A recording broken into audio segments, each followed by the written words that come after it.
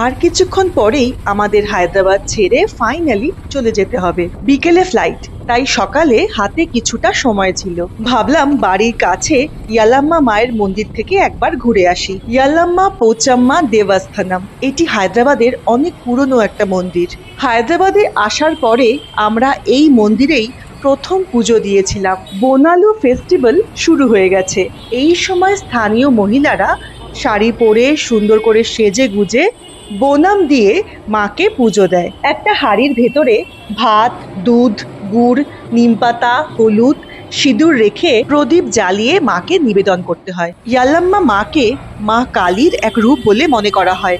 বোনালুর সময় মাকে এইভাবেই ভোগ নিবেদন করা হয়। গর্ভগৃহ মাটির থেকে বেশ খানিকটা নিচে। কথায় আছে, কুয়ো খুঁড়তে গিয়ে মায়ের একটি মূর্তি পাওয়া যায়। অনেক চেষ্টা করেও মূর্তিটিকে সেখান থেকে সরানো যায়নি। পরে সেখানেই এই মন্দিরটি তৈরি করা হয়েছিল। এটি হলো পোচাম্মা মায়ের মূর্তি। গর্ভগৃহে ক্যামেরা অ্যালাউ করা হয় না।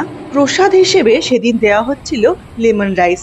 সেটা খেয়ে মাকে প্রণাম জানিয়ে আমরা বেরিয়ে পড়লাম। বাড়িতে ঢোকার পথে বাড়ির পাশে হনুমান মন্দিরে গিয়ে প্রণাম করে আসলাম।